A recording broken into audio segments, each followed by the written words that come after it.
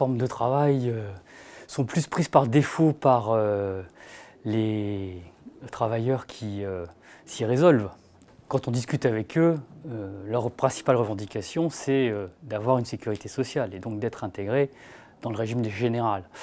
Et leur deuxième revendication, c'est de transformer leur statut en contrat de travail. Donc nous pensons que le contrat de travail reste l'horizon qui doit être proposé aux travailleurs français et que à ce modèle centré sur le contrat de travail est associé un modèle de protection sociale financé sur la base du salaire qui rémunère le travail comme principale source de création de richesse. Et il est logique dans ce cas que les salariés aient accès à ce modèle de protection sociale et qu'ils en gèrent les caisses.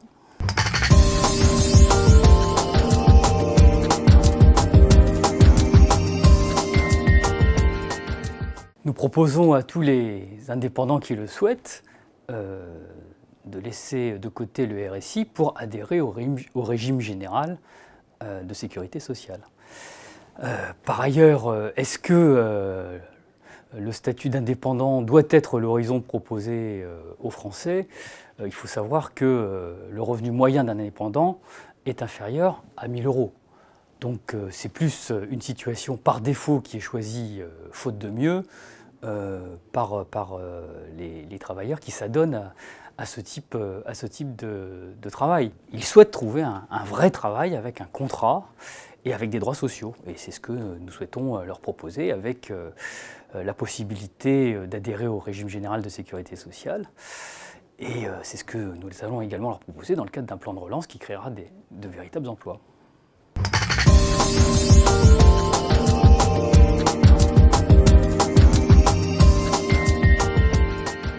Alors, le modèle social que nous défendons est celui qui est hérité du programme du Conseil national de la résistance.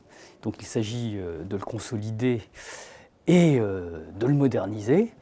Et donc c'est dans ce cadre que nous proposons une sécurité sociale intégrale et que nous proposons de renforcer le système d'indemnisation du chômage face à un chômage de masse qui, en attendant d'être résorbé par notre politique de relance, persiste. Et donc nous ouvrirons les droits au chômage dès le premier jour chômé pour en finir avec le délai de carence de 4 mois qui fait que beaucoup de chômeurs ne sont pas couverts.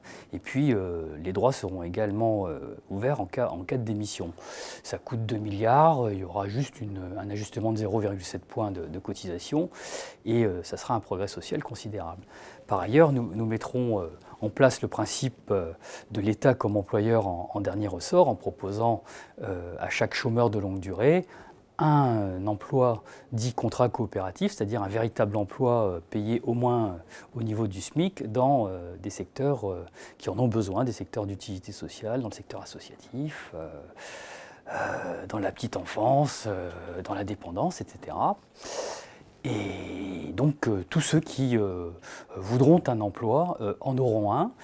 Et ceux qui seront tellement désocialisés qu'ils en sont réduits à l'extrême précarité, eh bien, nous pensons qu'il faut relever les minima sociaux au niveau du seuil de pauvreté pour lutter réellement contre la pauvreté. Donc il n'y aura aucun minima social en dessous de 1 000 €.